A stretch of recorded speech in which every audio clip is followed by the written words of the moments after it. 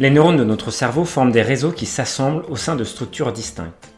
Les plus importantes sont présentées ici, avec un aperçu des fonctions dans lesquelles elles sont impliquées. La plupart de ces structures viennent par paires, comme les deux hémisphères.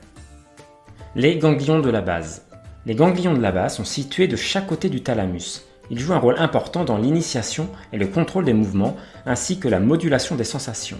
La maladie de Parkinson, avec sa rigidité et ses tremblements, est causée par un dysfonctionnement des neurones qui font des connexions avec les ganglions de la base. C'est aussi cette motricité involontaire qui nous permet de parler avec nos mains, mais sans nous en rendre compte. L'hypothalamus. L'hypothalamus assure l'équilibre de notre milieu intérieur en influençant notre appétit, notre soif ou notre désir sexuel. Il joue aussi sur nos émotions, en particulier par l'entremise de l'hypophyse, située juste en dessous de lui. L'hypothalamus contrôle cette glande dont les hormones régulent entre autres la maturation sexuelle, le comportement maternel et la réponse au stress. L'hypothalamus gère aussi notre horloge interne dont les effets se font sentir sur le sommeil et la température du corps. Le cortex. C'est la partie du cerveau qui permet à l'espèce humaine d'être si différente des autres animaux. Environ 75% des 100 milliards de neurones de notre cerveau se retrouvent dans les quelques millimètres de matière grise du cortex. Proportionnellement à notre poids, nous avons donc le plus gros cortex de tous les vertébrés. C'est qu'en plus des aires motrices et sensorielles, notre cortex est aussi responsable des caractéristiques uniques à notre espèce, comme le langage, l'imagination, la planification, le raisonnement, la conscience, etc. La circonvolution cingulinaire. La circonvolution cingulinaire aide le système nerveux autonome à ajuster la pression sanguine, la fréquence cardiaque, la taille de la pupille et autres réponses psychosomatiques qui accompagnent les réactions émotives. Le corps calleux. Le corps calleux est un gros faisceau de fibres nerveuses par lequel les deux hémisphères communiquent entre eux. Des millions et des millions d'axones mettent ainsi en relation des régions homologues et non homologues des hémisphères cérébraux. Le cervelet. Le cervelet intègre l'information qu'il reçoit des autres aires motrices et coordonne nos mouvements pour leur donner précision et fluidité.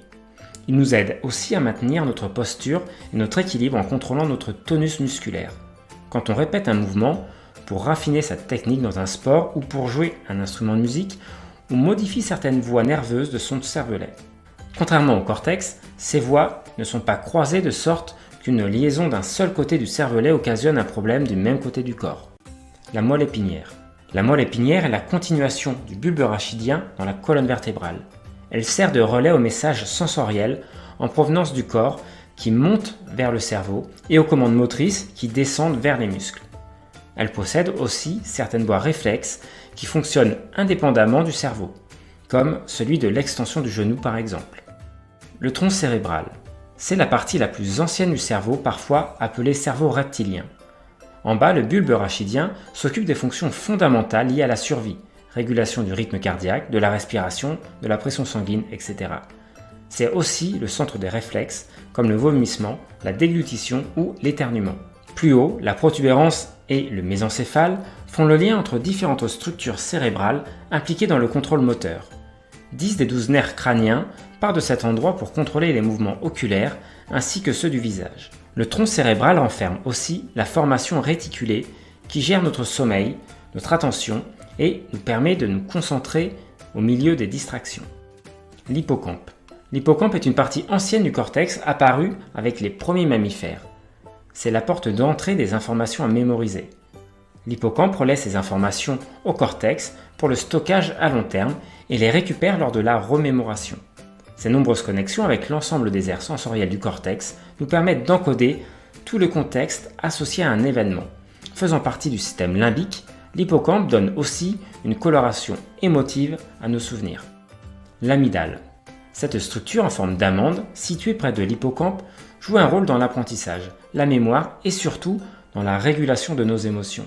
Les amygdales sont particulièrement impliquées dans nos réactions de peur et nos réactions agressives. Quand elles détectent certains stimuli potentiellement dangereux, elles mettent en alerte d'autres structures du cerveau qui coordonnent la réponse de fuite ou de lutte de l'organisme. Les rats, dont les amygdales ont été détruites, vont tranquillement se jeter dans la gueule du chat.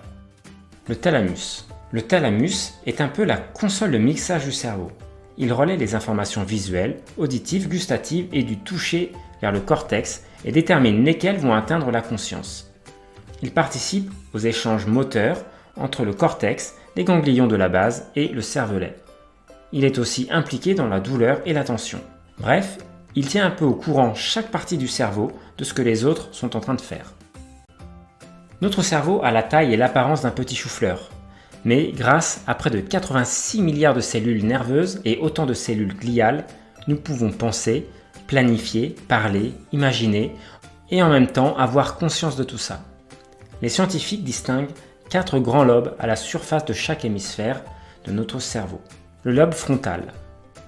Lorsque vous organisez votre journée, pensez à vos prochaines vacances ou défendez une idée avec des arguments convaincants, ces 2 lobes frontaux sont très actifs. En plus du raisonnement et de la planification, les lobes frontaux modulent nos émotions et sont impliqués dans ce qui fait notre personnalité. Les mouvements volontaires du corps sont également initiés dans les lobes frontaux, mais dans leur partie plus postérieure. Enfin, une petite région du lobe frontal gauche est très importante puisqu'elle permet de transformer nos pensées en mots. Lobe pariétal. Un bon repas sollicite énormément les lobes pariétaux, plus particulièrement ces régions antérieures qui sont consacrées aux différentes perceptions sensorielles. Le goûter bien sûr, mais aussi le toucher, la température ou la douleur. Les lobes pariétaux intègrent aussi des signaux auditifs et visuels qu'ils mettent en relation avec nos souvenirs, leur donnant ainsi un sens. La compréhension du langage parlé ou écrit serait impossible sans ces lobes. Lobe temporal. Quand on écoute de la musique, les lobes temporaux sont très sollicités puisqu'ils nous permettent de distinguer l'intensité, la tonalité des sons. C'est aussi grâce à la partie supérieure de ce lobe que l'on comprend le sens des mots.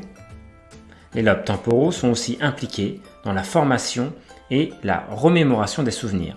Le lobe temporal droit étant davantage impliqué dans la mémoire visuelle et le gauche dans la mémoire verbale.